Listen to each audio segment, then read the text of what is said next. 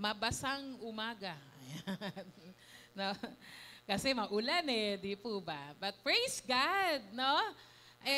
Sabi nga, kung ang pagpunta naman natin dito ay hindi mangangahulugan ng ikakapahamak natin, mas pipiliin po natin na nandito tayo kasama ang lahat ng mga mananampalataya ng Panginoon. Amen? Palakpakan po natin ulit ang Lord. Yung palakpak, pag pumalakpak kay Lord, lagyan nyo ng sigla. Ayan. Sabi nga, yung mga nanood raw nung FIBA nung nakaraan, kahit talo, di ba? Grabe ang cheer. Mas lalo para sa Panginoon. Ngayon po ay September 3. Sipin mo, Berna. Batiin mo nga ng Merry Christmas. Merry Christmas agad. Ayan. No? Sabi nga sumisilip-silip na raw po yung umaawit ng paborito nating awitin pag Pasko. Pero ang buwan ng September ay bagong tema, pagtuturo, paghuhubog sa atin ng Panginoon. Basahin nga po natin. Ready, go. And be ministry. Praise the Lord. Arise and build a service-oriented ministry. Alam nyo po, yung mga arise and build natin mula nung January, no? Talagang pinagsama-sama na po yun, no? Parang hagdanan na bawat baitang na yung journey, pagtahak po natin, paglago sa Panginoon, ang dapat maging resulta po yan ay paglilingkod sa ating Diyos. Amen? Amen po. Anniversary na po ng JIL sa October 14. Palakpakan natin si Lord. Praise God. Kaya tama lamang, no? Ang isa po, no, sa yung atin pong core, no, ng JIL Church ay yung paglilingkod. At hindi lang basta paglilingkod, kundi yung may kagalingan, may excellence pagdating sa paglilingkod sa Panginoon. Amen? Hindi lang yung basta nagsabing, ay, naglilingkod ako kay Lord. Kundi lahat ng ito ay meron pong katumbas na excellence para kay Lord. Arise and build a service-oriented ministry. At basahin lang po muna natin, Ate Sara, yung ating, yan, a service-oriented ministry, yung ating pinaka-introduction. Ayan, sige. Ay, yun agad. Sige. Doon sa, meron doon yung, muna natin yung talata, Sara, yung sa verse ng JIL Church Worldwide. Ayan. Nandiyan pa ba? Okay. Ayan po ay nanggaling, no, doon sa Matthew chapter 25, verse 21 and 23. No? Pero mamaya ay unti-untiin po natin sa Matthew 25, 14 to 30. Sabi po dyan, no, the parable of the talents. O the parable, kunin po natin yung lessons na makukuha po natin sa parable of the three servants. Andyan po ba kayo? Ayan. Pag sinabi natin parable, hindi yan yung parang kwentong kanto, no? Kundi ito po yung kwento na kung paano inihahalin tulad o isinasabay sa pang-araw-araw na buhay ng isang tao na mas naiintindihan po natin ang mga turo ng Panginoon. Ayan. Sige po, basahin na natin sa Matthew 25. Meron na po, Ate Sar. Ayan. Dito, yung introduction. Basahin ko lang po. His master replied, "Well done, good and faithful servant." Yan ang pinaka masarap pakinggan na maririnig po natin sa pagbabalik ng Panginoon. Pero hindi lang po, no? Hindi lang po yan yung sa pagbabalik ng Lord in the rapture o sa panahon na kasama po natin siya sa kalangitan, kundi habang nandito po tayo, nag-aantay sa ating Panginoong Yesus. Napakasarap na ang commendation, no? Yung papuri, no? Yung tarang tapik sa balikat na sasabihin ng ating Panginoon, "Well done, good and faithful servant. You had been faithful with a few things, I will put you in charge of many things. Come and share your master's happiness." Sabi diyan, with all being entrusted with time and talent. No? Lahat daw po tayo ay pinagkatiwalaan ng panahon at kakayahan. Yes, not all of us are given the same amount of time. Some live long while others don't. Yes, not of all of us are given the same kind and number of talents, no? Yung mamaya po dadaanan natin, ano ba yung sinasabing talent diyan? Pero sinabi nga diyan, panahon, pwede yung kakayahan o talento talaga, abilidad. Yung iba magagaling daw sa sciences, sa arts. Yung iba naman, sa ibang lugar o sa ibang aspeto naman sila magaling. But all of us have a time to spend and talent to use. So it's not a question of what or how much, but of how. Bawat isa daw po, no, may panahon, na binigay ang Lord, may kakayahan, may talento. Hindi po pinag-uusapan na kung ano, no, at gaano kadami. Ang pinag-uusapan daw po ay kung paano. How are we using our time and talent entrusted to us? Are we using them just for our personal gain, just to satisfy our own whims, or are we using them to glorify and honor God or to help encourage others? Siyempre, ang gusto nating tanong dyan, maging pagpapala po sa bawat isa, hindi lang sa mga born again, yung kakayahan, oras, talento, maging yung mga pera, no? Yung mga resources, mga treasures na binigay ng Lord sa atin, maging pagpapala sa mga taong kaya nating abutin at lalo't igit sa lahat, makapagbigay ng kaluwalhatian sa Panginoon. Amen? Palakpakan nga po natin si Lord. Praise God. Ang pag-aaralan po natin ngayon ay makikita natin sa Matthew 25 verse 14 to 30, kung saan doon po nanggaling yung verse 21, no, to 23. Dadaanan po natin bawat talata at bawat pagdaan po natin sa talata, hindi po natin muna babasahin ng buo. Bawat talata na atin pong babasahin ay bibigyan po, no, ng lesson. So ano po ba ang maituturo po sa atin ng parable of these three servants kung paano ba magkaroon o maging bahagi ng isang service-oriented ministry. Tanong ko po sa inyo, kayo po ba'y nananampalataya at naniniwala na ang mga Kristiyano'y tinawag para maglingkod sa Panginoon? Amen po ba? Oo, lahat tayo. Kasi nga, kung babalikan po natin, no, wala naman tayo nang maipapalit sa ginawa ni Jesus para po sa ating lahat. Nagbigay ng kanyang buhay, nagpakasakit para sa ating lahat, para matubos lang tayo sa kasalanan, para hindi tayo mapunta doon sa impyerno, para hindi natin danasin yung walang hanggang kamatayan, kundi buhay na walang hanggan. Tayo po, hanggat naririto po tayo sa ating, ano ba yan tawag? Ngayon, no, parang dumadaan lang naman talaga tayo sa mundong ito. Dahil ang tunay nating tirahan ay ang kalangitan. Amen? At habang nag-aantay po tayo po'y tinuturuan ng Lord na maglingkod po sa Kanya. Yung ministry po, no, pag sinabing minister, that is to care for one another, that is to serve others. At ang paglilingkod po natin sa Diyos, yan po ay yung paglilingkod po natin sa bawat isa sa atin. Amen? At paglilingkod po rin natin sa mga tao sa paligid natin hanggat maaabot po natin sila. Kaya po rito sa parable of the three servants, makikita po natin ang mga lessons na ito. Number 1, basahin po muna natin yung verse 14 and verse 15. Kung may Bible po kayo, buksan niyo po yung inyong Bible on Matthew chapter 25 at simulan po natin sa verse 14. Ayan, meron na po, Ate Sarah. Sige po.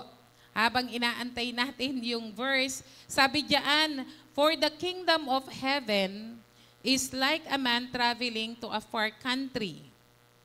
Ayan. Who called his own servants and delivered these goods to them. Yan. Anong version? NIV. Okay, next slide po. To one, he gave 5 talents of money, to another 2 talents of money, and to another 1 talent, each according to his ability. Then he went on his journey. The man who received the 5 talents went at once and put his money to work and gained 5 more. Doon muna tayo sa verse 14 and 15. Ang sabi po diyan, no, ang paghahari ng Diyos ay maitutulad sa isang taong maglalakbay. Kaya tinawag niya ang kanyang mga tauhan at pinagkatiwala sa kanila ang kanyang ari-arian. Binigyan niya ng salaping ginto ang bawat isa ayon sa kanilang kakayahan. Binigyan niya ng isa ng 5,000 salaping ito at ang isa na may 2,000 salaping ginto at ang isa 1,000 salaping ginto. Pagkatapos nito, siya'y umalis. Okay. Itong mga translation po kasi na mga binasa po natin ay para po maunawaan natin yung sa mga kapanahunan po nating terms. Pero doon po sa King James, no, sa mga unang mga sulat, sabi po diyan, he called his servants and delivered him goods to them, o yung tinatawag pong talents. Unang-unang lesson na natututunan po natin dito, Jesus describes a master who gives instruction to his servants before departing on a long journey. Sinabi po rito ni Jesus, may isang manlalakbay na tinawag niya ang kanyang mga alagad, ang kanyang mga alipin, sabi po, servants, no, mga katulong alipin, bago po siya pumunta sa isang mahabang lakbayin. Sa panahon po nila, no, sa panahon ng katulad po nito, panahon ni Jesus nung time na yan, sa isang mayamang tao at marami siyang mga alipin o mga servants, at kapag siya ay pupunta sa malayong lugar, ay isa lamang pong, kumbaga, it's a normal thing na tawagin niya yung kanyang mga servants at yung mga, pagkakatiwalaan niyang mga servants, yun ang bibigyan niya, no, ng salapi o ng halaga para yon ay ma-manage. A man traveling to a far country who called his servants and delivered his goods to them was not a strange idea in the ancient world. These slaves or servant were often given great responsibility. Sa panahon pong yon, kung tayo po'y may mga kasama sa bahay na nakakapag-assist po sa atin, 1, 2. Sa mga panahon po nila, marami, no? Talagang, kung maalala nyo nga si Abraham, di ba? Nung sinabi yung kanyang mga servants, hindi po yun, hukbo, no? Parang isang army na rin, ganun po karami, di po ba?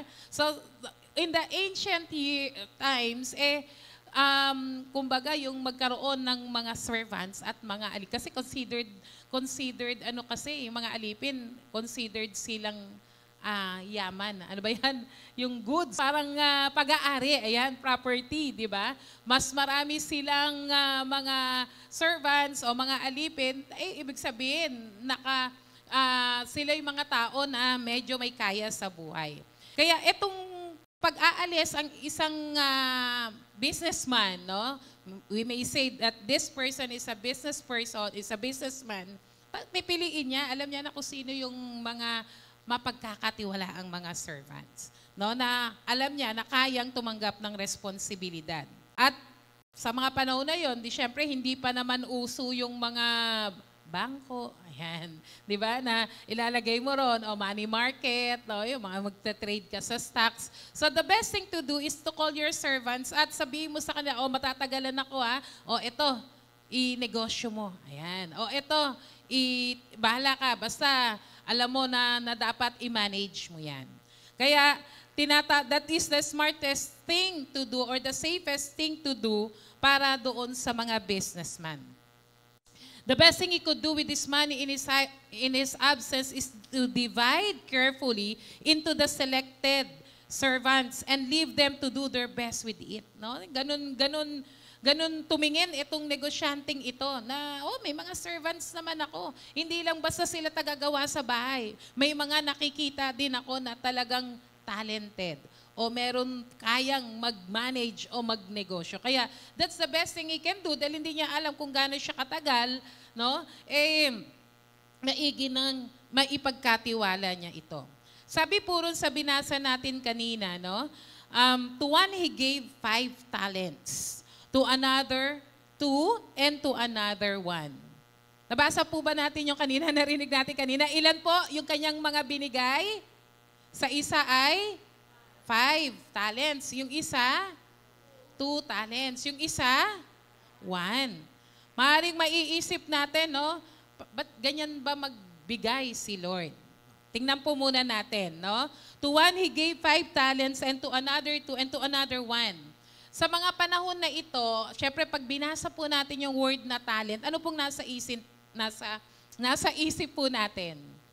No, kapag may ini-interview sa isang palabas na kahit sabihin mong parang contestant lang sa isang game show, no, tatanungin nila, anong talent mo? Yan. Kasi ang nasa isip natin ay talent ay ano po?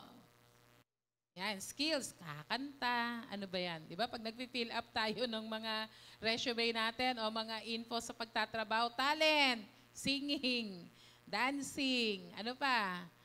Mag-games. Talent ba yun? Talent na rin daw yun, no? So, sa panahon ngayon, ganun natin ang pagkakaintindi natin ng talent. Pero sa panahon na yon, o yung etong mismong binabasa po natin, yung talent na sinasabi po rito was not an ability, but a unit of money. No? Hindi ito yung skills na pagkakaintindi po natin sa panahon na ito na yung special na kakayahan mo. Di ba? Kundi ito po, pag sinabi yung binasa ritong talent, ito po ay sum of money. Ito po ay pera, may halaga. At sabi nga po, no, sa mga panahon na yon, pag sinabing a talent, kasi nabasa natin, 5 talents. Yung isa ilan po? 2 talents. Yung isa ay 1. No?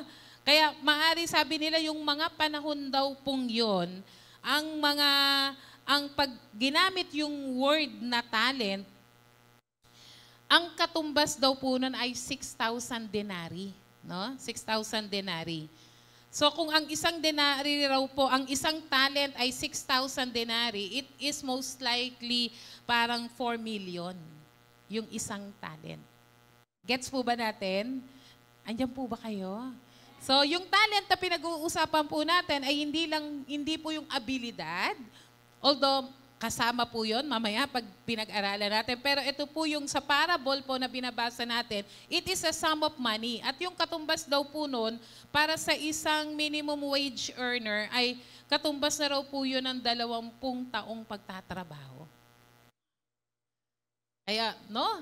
Kung ikaw yung isa doon sa servant na yon, baka isipin mo, nako, anong gagawin ko rito? Ay kung 4 million times 5 talents, 20 million yung isa. Parang gano'n, no? Yung isa ay, magkano po? 4 times 2, 8 million. Yung isa, 4 million. Pwedeng ganun po, no? So, but the idea is, yung talent is a sum of money na iniwan ng kanilang master para dahil alam ng master na may kakayahan sila and they will take responsibility of it. Ang sabi po doon, so yung master, tinawag yung kanyang servant at binigyan ng, who called these servants and delivered them goods to them or talents. Isa 5 talents, so another 2, to another 1.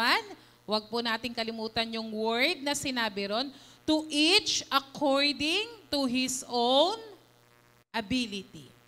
Sabi diyan, to each according to his own ability. Ito yung sagot na sa tanong natin na bakit naman ganun magbigay? Di ba dapat pantay-pantay? Di ba?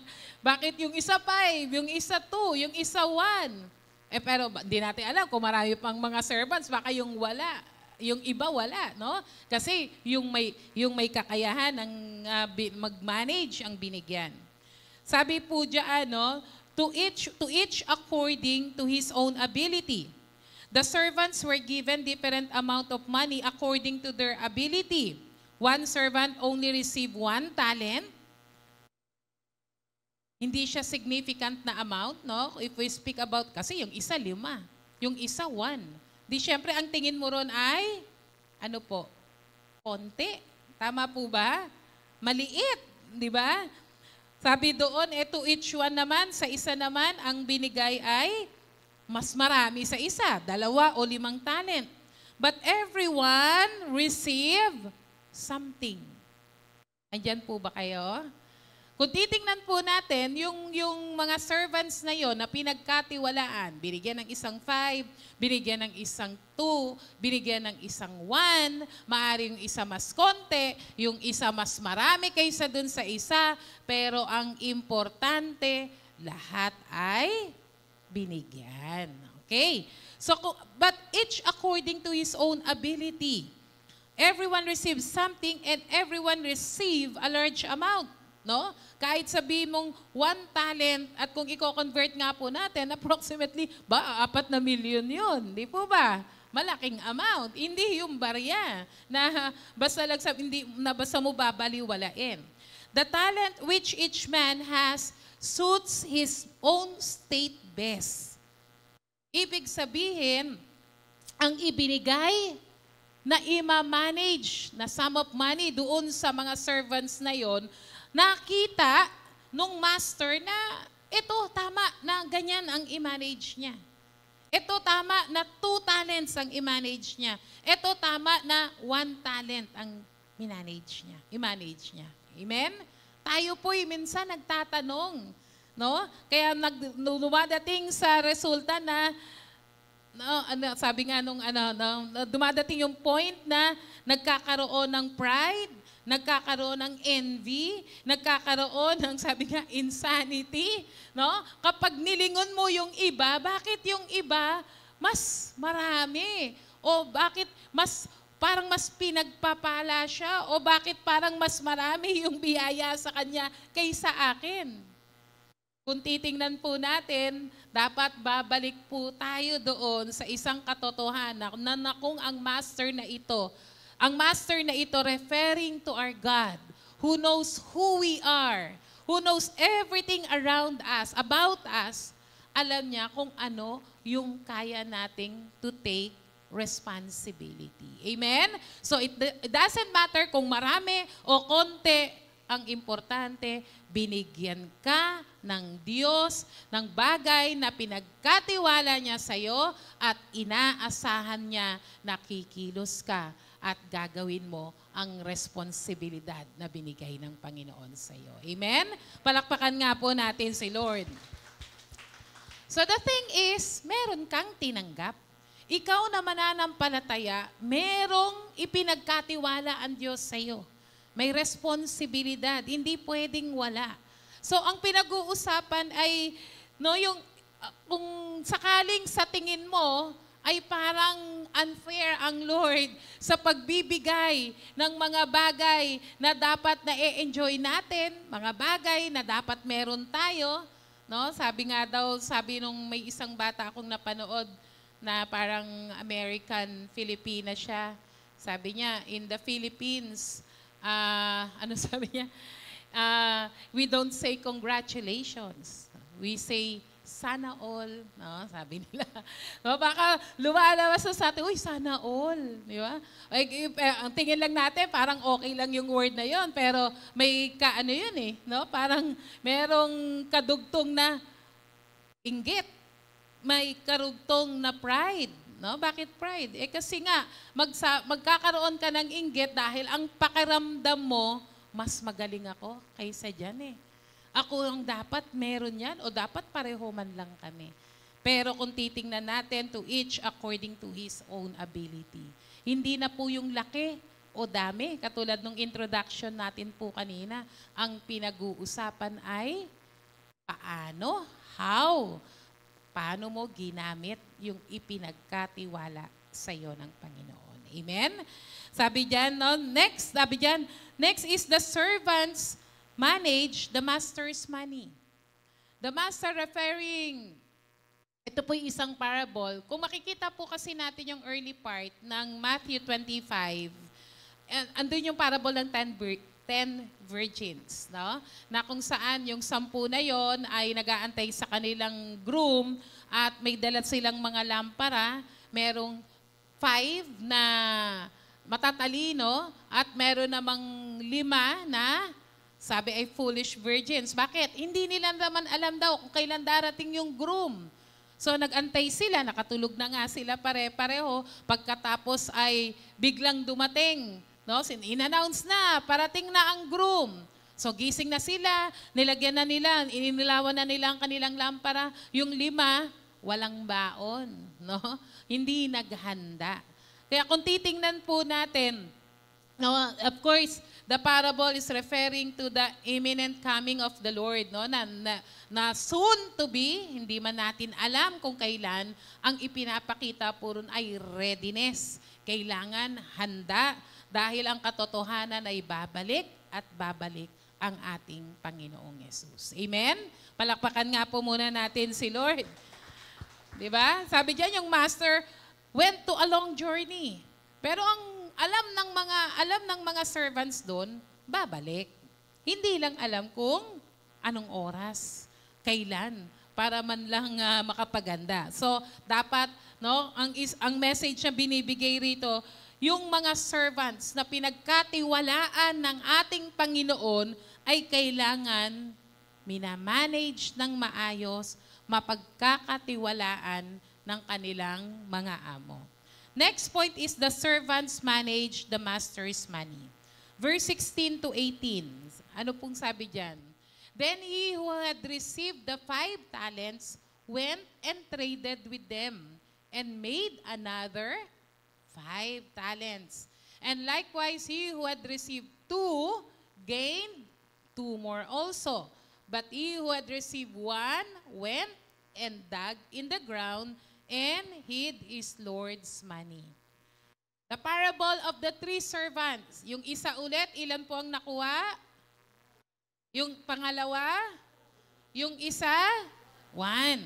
So anong ginawa po? Diyan sa binasa natin, yung nakakuha ng 5, ano pong ginawa niya? Sabi niya, went and traded with them and made, tumubo ng 5. Doble, no? Sabi nga, 200%. Yung 5 niya, naging, andyan po ba kayo? Yung 5 niya, naging ilan po? 10. Ayan, mathematics muna tayo. Then yung 2 talents na nakuha, ano pong nangyari? Naging ilan po? 4. Yung isa, 0. 1. No? Yung isa, 5 times 2. Wow. 5 plus 5. Yung isa, 2 plus 2. Yung isa, he multiplies himself by 1. Ang sagot ay 1. Walang nangyari. Di po ba? Ang bawat isa po sa atin kasi ay lingkod ng Panginoon. Actually, mas tama nga dapat tawagin na ano yung slaves? Alipin ng ating Diyos. At ang isang alipin kung tutuusin sa mga panahon na yon, o meron pa rin po sa ibang mga bansa, na tinuturing silang, hindi sila parang tinuturing na tao tinuturing sila na mga goods nga, no? Ang mga pag-aari, walang karapatan. Pero inelevate po tayo ng Lord, no? From being slaves, servants, mapagkakatiwalaan. Pwedeng mag-manage ng mga biyaya ng Lord. Na bago umalis si Jesus, ang bawat isa sa atin na kumilala sa ating Panginoong Yesus ay binigyan ng responsibilidad, kakayahan. So when we speak about talent, it might be a sum of money, it might be your time, it might be your resources. Ang pinag-uusapan natin, lahat ng bagay na kakailanganin mo para makapaglingkod ka sa Diyos, binigay na muna sa iyo ng Panginoon. Amen? Hindi pwede sabihin ng Lord na paglingkuran mo ko, tapos pumunta ka doon, hindi pwedeng walang ibibigay si Lord na pamamaraan para makapunta ka roon. Di po ba? So these servants managed the master's money. He who had received the 5 talents went and traded with them. Let's take note of the word went and traded with them. Sabi diyan, each one of those who have received their talents from their master did with them as they saw fit. Alam nila na, kaya ito binigay sa amin, no? Sabi ng master doon, binigyan sila according to their own ability, understood na yon ay kanilang palalaguin. Amen? Amen po ba? Yun ay kanilang palalaguin. 2 of them traded with their talents and earned more talents and made another 5 and gained more 2. Ang ginawa nung dalawa, no na yung 5 na naging plus 5 at yung 2 na naging plus 2, sabi diyan, went and traded. Ibig sabihin, umaksyon agad yung binigyan ng 5 at yung binigyan ng 2. He take action. The point is that the good servant felt the responsibility of their assignment and went to work without delay. Ang sabi doon, talagang without delay. Alam niya na, binigyan ako ng responsibility ng aking amo. Darating siya anytime. Kaya dapat galingan ko. Trumabaho ako. Kailangan may tubo. Meron ng resulta itong binigay sa akin. He went and traded, no? Kaya sabi diyan, it implies direct action. We aren't told how they are traded with their talents. No, hindi natin alam kung paano, pero ang sinabi ron, umaksyon po sila. Kanina po'y tinanong ko po kayo, na tayo pong mga kumilala kay Jesus na tinubos ang kanyang banal na dugo at binigyan ng buhay na walang hanggan, tayo po ay tinawag para maglingkod. Amen po ba? At dito sa pinag-aaralan natin, ang bawat isa sa atin ay tumanggap sa ating Panginoon ng biyaya, panahon, yung ating oras, ating kakayahan, yung ating mga ine-enjoy, yung ating mga kayamanan, trabaho o kung ano man yan ay galing sa Diyos. At yun po ay may kaakibat na responsibilidad. Amen po ba? At inaasahan po sa mga servant ng Lord na tayo po ay umaaksyon. Di po ba? Ano po ba yung gusto nating maging katulad doon sa 3 servant? Yung 5 na naging 5, yung 2 na naging 2, o yung isa na nga lang ay pagdating ng kanyang amo ay isa pa rin. Siyempre, ang gusto natin doon sa introduction na sinabi, well done, thy good and faithful servant. Yun po ang gusto po natin. Kaya we aren't told how they are traded, but the point is, they used what they had and gained more by using. Kung dadalhin po natin yan sa atin pong ang business ng ating Diyos. Ano po ang business ng Lord? Soul winning business. Ang business ng ating Diyos ay maging, at ang ating profesyon ay ano po? Fishers of men. Andiyan po ba kayo? Yun po yung trabaho, bagamat may mga talagang trabaho tayo ngayon, pero sa kaharian ng Diyos, ang iniwang negosyo sa atin ng ating Panginoon ay ang pagnenegosyo, na tayo po'y kumuha, tayo po'y mag-share, tayo po'y mamalakayan ng mga tao, dalhin po natin sa kalooban ng ating Diyos, sila po ay kumilala. At mangyayari lang po yun sa kakayahan, sa oras, sa talento, sa mga biyaya na binigay sa atin ng Panginoon, ginamit po natin at may resulta yung paggamit ng mga ibinigay ng Diyos sa atin. Amen? Balakpakan nga po natin ang Panginoon. Kaya ang tanong, paano, meron na po ba? Nag-grow na po ba tayo? Siyempre, ang unang tanong dyan, ikaw mismo, palakasin mo ang iyong sarili sa ating Diyos. Ang kailangan, nag-grow tayo in the knowledge of the Lord. And the more you gain the knowledge from the Lord, kinakikilala mo ang ating Panginoon, mas lalong lalakas ang loob mo na i-share po siya sa mas nakakarami. Amen? Ang importante, gamitin mo. Amen? Ang importante, may resulta ang paggamit mo. Amen? Kaya kung tayo po, bawat isa sa atin, kumikilos, talagang ikaw na yung maghahanap ng opportunity. Uy, meron akong kakayahan na ganito, may oras ako. Ito yung, kahit wala kang oras, gumawa ka ng oras. Amen? Yun yung paglilingkod we can say many things about these first two servants. Tingnan nga po natin. Sabi diyan, these two servants, this is what they did. They did their work promptly. No? Sabi diyan, they did their work promptly. Bakit? Sabi doon sa binasa natin kanina, yung isa, sabi doon, he went out and traded. Aba, hindi na nagpatumpik-tumpik pa. No? Etong first two servants na umani, nagkaroon ng resulta yung kanilang pag-nenegosyo, no? Sabi diyan, they did their work promptly. Wala nang patumpik-tumpik. Paano po ba ito? Minsan kasi ang dami po nating excuses, lalo na po kapag tayo po ay mga, let's say, bagong born again. Nahihiya, syempre tayo mag-share. Pero minsan sabi natin sa kanang kapag mga matagal na akong nakaka-attend yan, sa kanila lang ako sasama, sa kanila ako magpapagamit, sa kanila ako mag-share. E baka dumating na si Lord. Wala pang bunga, no? Yung pinagkatiwala sa atin ng Diyos. Katulad ng mga napag-aralan po natin nung nakaraan, ang banal na spirito na naninirahan sa atin ang tutulong po sa atin para magawa natin ang nais at ang pinagagawa ng Panginoon. Amen? Hindi na natin kailangang magpaligoy-ligoy. Huwag nating sabihin, di ba, na nabasa natin sa Bible na merong mga tinawagan Lord para sumunod sa Kanya, yung mga disciples niya. Ang dami nilang excuses. Sabi nung isa, ay may nabili akong lupa.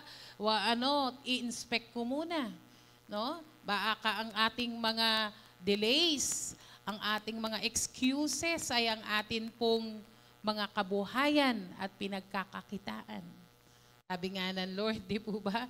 Sabi ng Lord, mawawalan ka. Yung mga taong hindi kayang iwanan ng mga ito ay hindi karapat-dapat, not fit for the kingdom of God. Hindi sinasabi ng Lord, iwan ng trabaho.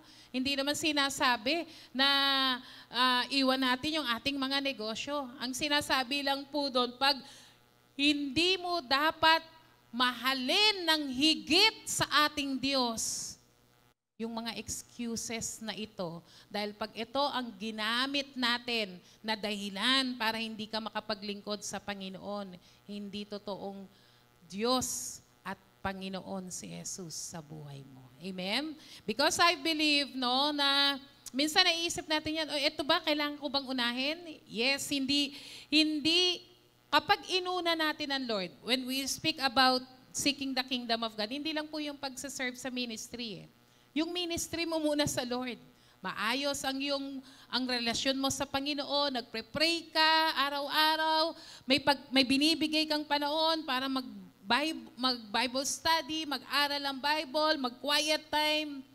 Mga kapatid, lahat ng mga bagay na inaakala nating mas higit na mahalaga kaysa sa Panginoon, totoo po ang Matthew 6:33. Pag inuna mo ang Diyos, hindi ka kukulangin sa mga bagay na kailangan mo. Amen? Palakpakan nga po natin ang Panginoon. So wag na pong magpatumpik-tumpik. Wag din po nating sabihin, bata pa naman ako. Pag matanda na ako, naalala ko, sino ba yung nagsabi na, kahapon ba yon?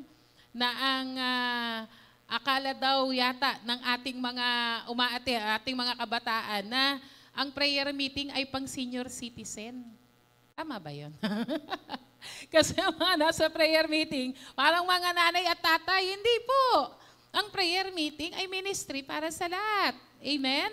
Nagpre-pray po tayo. Alam niyo po, ang daming nagpre-pray. Kahit hindi nga kakilala, pinagpre-pray po natin. How much po kayo? Hindi po ba? How they did their work promptly. Alam niyo po, pag hindi kayo naglingkod sa panahon na kayo nakakilala sa Panginoon ng bata pa, parang ang hirap maglingkod pag kayo po ay mas tumanda na. Kasi mas maraming priority, mas maraming intindihin, may pamilya, may career, may kung ano-ano dyan. Pero sa iyong kabataan, hinanap mo ang Panginoon, ano man ang mangyari sa buhay mo, hindi mo iiwan ang ating Diyos. Amen? Palakpakan po natin ang Panginoon. Praise God. They did their work with perseverance. Una, hindi na nagpatumpik-tumpik, agad. Di ba? Kaya sarap nung araw, ang alam lang yung narinig ng wala pang mga teaching, wala pang mga outline, no? Kung ano yung pinreach ni Brother Eddie every Sunday sa Arroyo, may mga Bible study ng Friday. Kung ano yung preach, yun ulit ang pinipreach doon. Di po ba? Hindi natin kailangang masaulo ang Biblia para magawa at makapag-share po tayo ng Word of God. They did their work with perseverance. Ano po yung perseverance? Ibig sabihin, hindi nag-quit-quit. Hindi titigil. Hindi basta-basta susuko. Ang paglilingkod sa Panginoon, of course, may mga kasabay tayong naglilingkod sa Lord. At yung mga kasabayan nating naglilingkod sa Lord, hindi rin naman, pareho rin lang naman nating servants. Amen po ba? Pareho rin nating mga lingkod.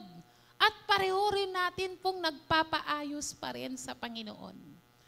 Ang mga nagiging dahilan kung bakit tumitigil maglingkod sa Lord kasi may kapatiran, hindi nakasundo, may narinig na hindi maganda. O itong kapatiran na ito, nako, talaga naman, hindi ko siya type makita. Hindi ko po sinasabing hindi i-improve yung ating paglakad sa Panginoon. Lalo na po tayo kung paulit-ulit na may nirereklamo sa atin, kailangan mag-isip-isip ka na.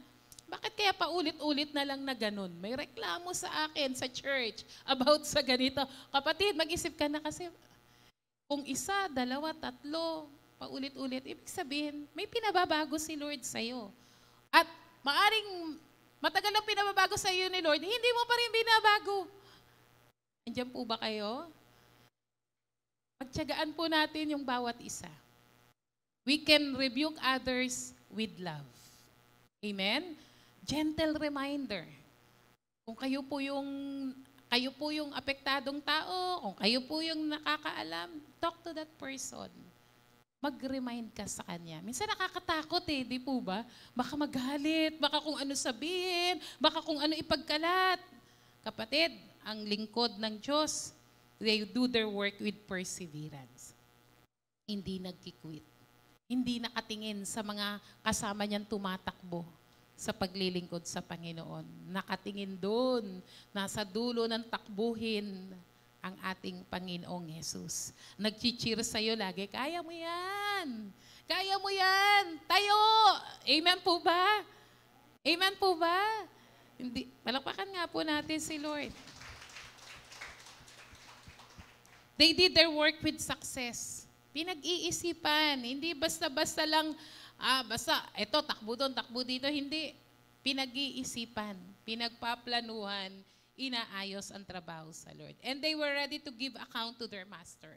Kasi alam nila, kailangan pag-igihin ko ang paglilingkod ko sa aking Diyos. Dahil darating ang panahon, darating ang aking master, tatanungin sa akin, what happened to the 5 talents? Lord, ito, plus 5. Amen po ba? What happened to the 2 talents? Lord, ito, plus 2. Yan. Di po ba? He who had received one went and dug on the ground. Yung pangatlo, ano pong ginawa? No? Nagukay na lang siya. Tago natin doon. Kasi mahirap na. The third servant did almost nothing with his master's money. He took some care that it would not be lost, but he did nothing positive with his master's money in contrast of the first 2 servants. Yung isa, walang ginawa. Sabi niya, siguro, yung bagay mababasa natin mamaya, maigi pa yon. At least, pag dumating si master, walang nawala. Wala ring nadagdag. No? Wala ring nadagdag. Next, the first 2 servants are judged. After a long time, the Lord of those servants came and settled accounts with them. Sabi ron, so he who received 5 talents came and bought other 5. The Lord, you delivered me 5 talents. Look, I have gained 5 more. And he said to the Lord, sabi ng Lord sa kanya, well done, good and faithful servant. You were faithful over a few things, I will make you ruler over many things. Enter into the joy of your God. Ang sarap doon sa unang servant na tumubo yung 5 talents. Ang haba ng sinabi ng Lord. No, nakakatuwa. Well done, good and faithful servant. You were faithful over a few things. I will make you ruler over many things. Enter into the joy of the Lord. He also received 2 talents, came and said, I will make, sabi ron, said the Lord, you delivered me 2 talents. Look, I have gained 2 more talents beside them. His Lord said to him, well done, good and faithful servant. You have been faithful over a few things. I will make you ruler over many things. And enter into the joy of your Lord. Do sa first 2 servants, ang katotohanan na alam po natin at baka lang nakakalimutan natin, tayo pong mga mananampalataya at niligtas ng ating Diyos ay haharap din po sa ating Panginoon. Amen? Hindi para hatulan ng kamatayan o ng punishment, but para sulitin kung what happened doon sa mga pinagkatiwala sa atin ng Panginoon. After a long time, the Lord of those servants came. Long journey. Alam niyo po ba, kapag long delay, yung mga servants, no, sabi nga, while the cat is away, no, the mouse plays, no? Yung pag medyo natatagalan ng wala, ang tagal dumating, kung ano-ano, no? Natetempt yung mga servant na kung ano-ano ang gagawin. Nakakalimutan that they will give account to their master. Isang bagay ang sigurado, harap tayo sa Panginoon. Amen? You have been faithful over few things. I will make you ruler over many things. The reward was the same for both servant. Even though yung 5 talents at yung 2 talents, each performed the same according to the riches, according to the resources they had received. Yung sinabi ng Lord doon sa pinagkatiwalaan ng 5, ay ganun din po yung sinabi sa pinagkatiwalaan ng 2. At yung reward doon sa 5 ay pareho rin doon sa reward ng 2. Baka sabihin na naman natin, si Lord parang hindi fair. Dapat 5 sa akin eh. Dapat nga, yung isang katotohanan, to each one of us according to our ability. Hindi sa laki, hindi sa halaga, kundi yung kakayahan mo at katapatan mong maglingkod sa Panginoon. Ganun din po. Kahit konti, kahit maliit. Ibig sabihin, kasi baka ang ano natin, o pastor yan, leader yan, o director yan, o ito, mataas ang posisyon yan sa church. Of course, may accountability, may responsibility. Pero kung matapat ka, kung ano yung ibinigay sa'yo ng Panginoon, i-reward ka ng Lord dahil tinuring ka ng Diyos na matapat. Amen? Palakpakan nga po natin ang Panginoon. Sabi diyan, they received the reward. Sabi diyan, the reward of the first 2 servants, they received praise from their master. Ano po sabi ng Lord? Good and faithful servant. Then they receive a promise of future blessing. Sabi doon, no? Enter into the joy of the Lord. Into the joy of your master. Ibig sabihin, yung i-enjoy niyang blessing, hindi lang ito yung basta, kumbaga sa pagkain, hindi ito yung pagkain ng para sa servants. Kundi kung ano yung kinakain ng master niya, iyon na rin yung i-enjoy ng servants. Kasi natuwa yung master. Tayo po, yung inaantay nating kalangitan, hindi po yun pasobra lang. Yun po yung biyaya na binibigay ng Diyos sa lahat ng mabubuti at matatapat niyang mga lingkod. Amen?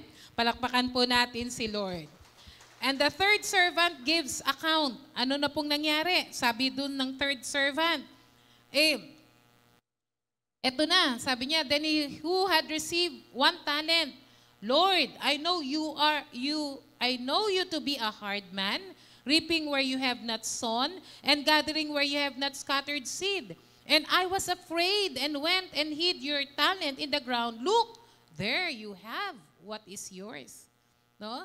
Sabi nung nangatwiran pa no? yung pangatlong servant, then who had received 1 talent, No? Each one has been judged according to the faithfulness they put into what the Lord has given them. Yung taong ito, no, kung makikita po natin, hindi dahil masama yung master niya. But because of his laziness, because of his wickedness, biniblame niya pa ngayon yung kanyang pagiging unfruitful, biniblame niya sa kanyang master. Bakit? Sabi niya, kasi master, alam ko, malupit kang amo eh.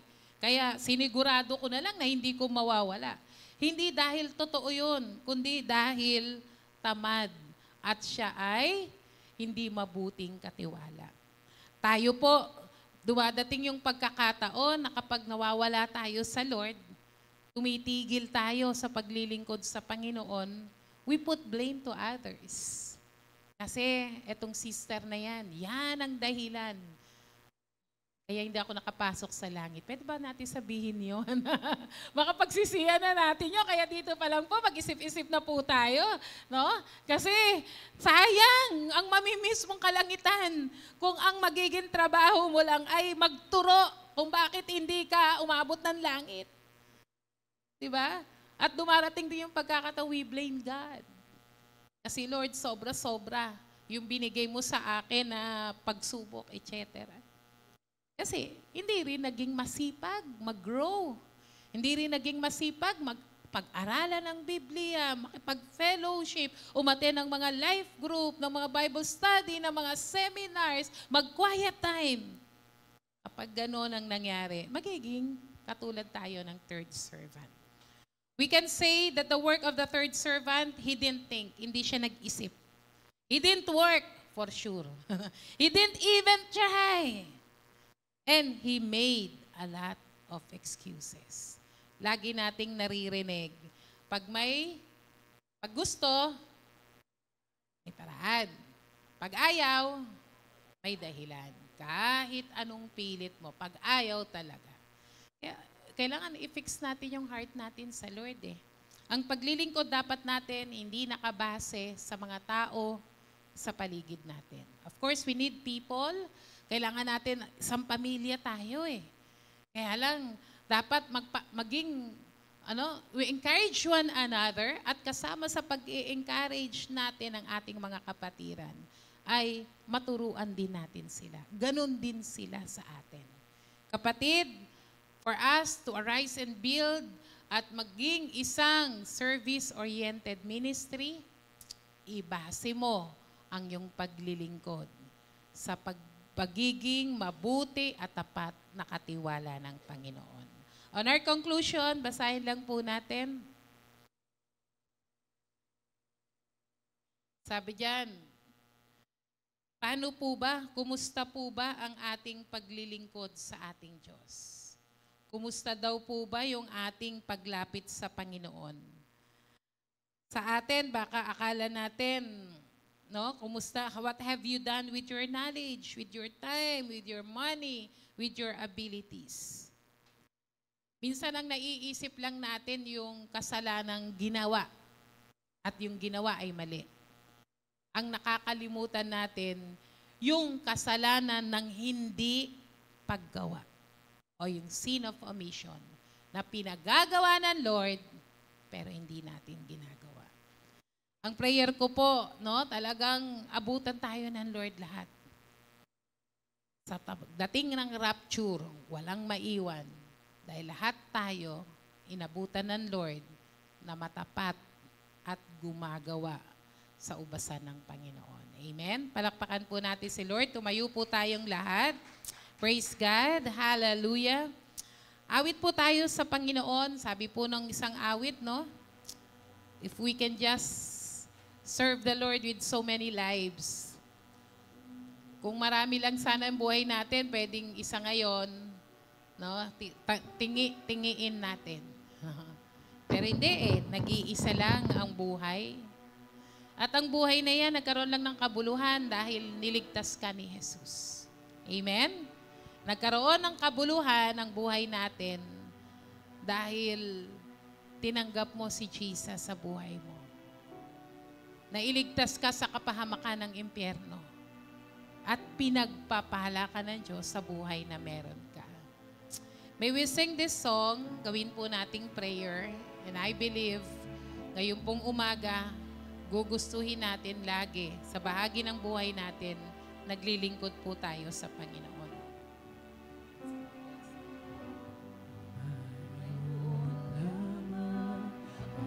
Sa libong buhay, hindi pagkakain, lahat sa'yo'y ibibigay. Ngayon pamasakin, nag-iisang taglay, ilalaan bawat saglit upang ibigin ka nang walang hanggan. Minsan pa, kung mayroon lamang, kung mayroon lamang akong salibong buhay, hindi pagkakain, lahat sa'yo'y ibibigay.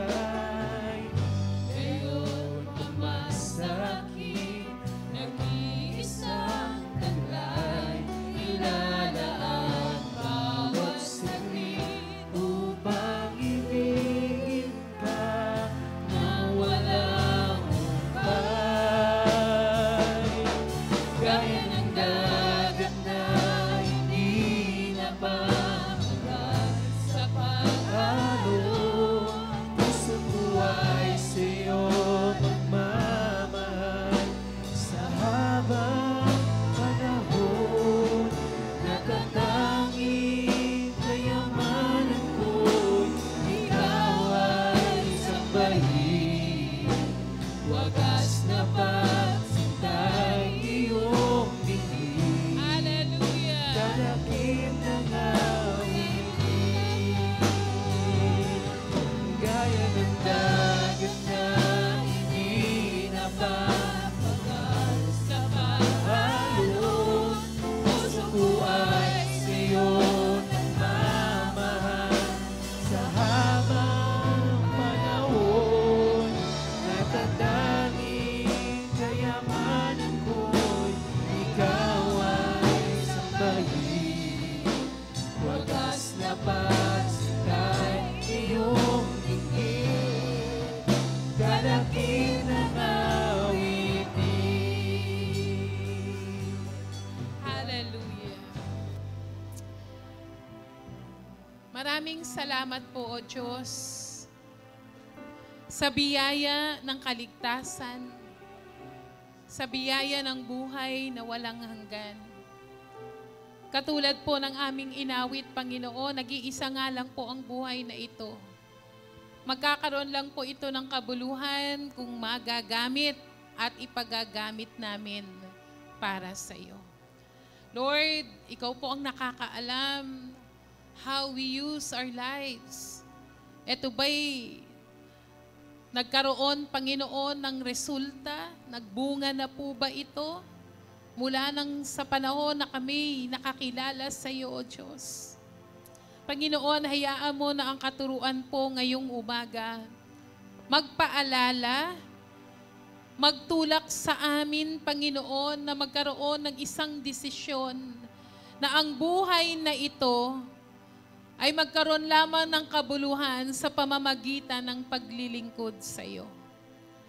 Hayaan mong ang aming paglilingkod ay nakabase sa aming pagpapasalamat sa iyong kabutihan, sa iyong pag-ibig, O Diyos, na walang kapantay, na inibig kami, Panginoon, kahit hindi kami karapat-dapat. Iniligtas ang katulad naming makasalanan at mga pasaway. Hayaan mo, Lord God, na kami, Panginoon, na binigyan mo ng buhay na walang hanggan. Lahat kami, ang sukli na maibibigay namin, Panginoon, ay ang aming nag-iisang buhay na maglilingkod ng tapat at magiging mabuting katiwala, O Diyos. Dalangin po namin, Panginoon, na maging katulad kami nung dalawang alipin o nung dalawang servants na nandun, na nung binigyan mo ng pagkakataon, ng biyaya at kakayahan at mga resources, Lord God, for us to manage, Panginoon, kaming lahat, tulungan mo na makapaglingkod sa iyo ng buong husay, habang nag-aantay sa iyong muling pagbabalik, buong katapatan kami, Panginoon, na mag-ahayag ng iyong salita, mag-aakay ng mga tao nakikilala sa iyo, ang aming pamilya ay ilalapit namin sa iyo, magpapatotoo ng iyong kabutihan, himala at kagalingan sa aming lahat. Magpapatotoo sa napakaraming tao na kami binago mo ang aming buhay. Hayaan mo po, Lord, magkaroon ng bunga ang bawat pagkilos, pagganap, pagsunod namin sa iyo. Tanggalin mo ang mga katamaran sa aming katawan. Tanggalin mo, Lord God, ang mga excuses na nalilikha, nagagawa namin para ma-justify lang kung bakit hindi mo kami nagagamit. Tulungan mo po kami, Lord. Banal na Espiritu. Bigyan mo kami ng tapang. Bigyan mo, Lord, kami ng kakayahan pa, O Diyos. Lord, na magawa namin ng buong husay ang aming paglilingkod sa iyo. And Father, in the name of Jesus, we pray. Lahat kami, Panginoon, tulungan mo na sa pagdating mo, O Diyos, maririnig namin, Panginoon, yung katagang, well done, my good and faithful servant. Kung kami, sarili naming kakayanan, mahirap, Lord. Pero kung kami susunod at magpapasakop sa nais mo, magagawa namin ang lahat ng bagay. Father, in Jesus' name, I pray sa lahat ng pangangailangan ngayong umagang ito. May you raise your hands to God sa lahat po ng may mga prayer requests. Ang Diyos natin ay mabuting Diyos. Wala siyang ipinagkakait na mabuting bagay sa sino mang sumusunod at sumasampalataya sa Kanya. Kaya kang pagpalain ng ating Diyos. Kayang ipagkaloob ng ating Panginoon ang iyong pangangailangan. Father, in Jesus' name, nakataas pong aming mga kamay, sumusurrender sa iyo, O Diyos, at pinapakita, Panginoon namin, Lord God, we declare, we are saying to you, O God, Lord, na sa buhay naming ito'y kailangan ka namin, na wala kaming magagawa, Panginoon, maliban na ikaw ay nasa amin, O Diyos.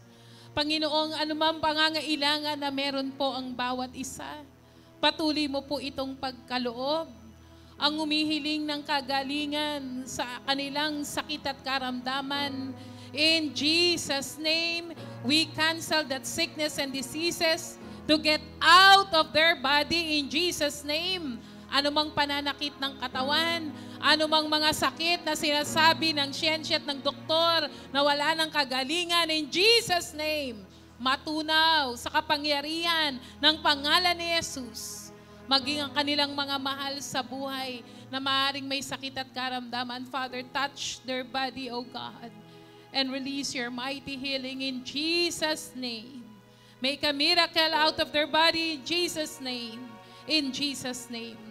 May mga pangangailangang pinansyal, Panginoon, patuloy ka pong magkaloob sa pangangailangan ng iyong anak. Naway masumpungan mo kaming laging sumusunod sa iyo. Naway masumpungan mo kaming laging nagpapasakop sa iyo, O Diyos. Dahil ito ang pangako mo, Panginoon, na pagpapalain mo ang biyaya at pagpapalay, hahabulin ang iyong mga anak dahil sila'y sumusunod sa iyo. Let blessings overtake them. Let blessings chase them, Lord, in the name of Jesus. Punuin mo ang lagayan ng kanilang mga tapayan. Maging ang lagayan, punuin mo ang kanilang mga bigasan, ang mga storage, ang mga biyaya ng iyong mga anak. Patuloy mong pag-apawin, O Diyos, sa pangalan ni Jesus. Sa pangalan ni Jesus. Hindi ka kukulangin, kapatid. Hindi ka magugutom, kapatid. Kapag si Jesus ang iyong pastol, pag si Jesus, sa Kanya ka nagtitiwala, ang pangangailangan na meron ka ngayon, kinakatagpo ng ating Diyos. Father, whatever it is, Lord, mga panalangin, Lord God, ng iyong mga anak, you know their hearts, oh God. Let it be done, Lord, in the name of Jesus. Panginoon, sa pangalan ni Jesus, binibigyan mo ng katugunan. Nilalapatan mo ng lunas, anuman, Panginoon, ang pangangailangan ng iyong mga anak. In Jesus' name, kami, O Diyos, na iyong mga anak, magpapasalamat sa iyo dahil ngayon pa lang, nagpapasalamat kami dahil tinanggap namin ang biyaya at pagpapala, pabor, himala, kagalingan, O Diyos, sa aming mga buhay, sa mga mahal namin sa buhay, O Diyos, pag-uumapawin mo upang patuloy rin kaming maging pagpapala sa marami, O God. We thank you, Lord, and we carefully give you back all the glory and all the praise. In Jesus' name, amen and amen.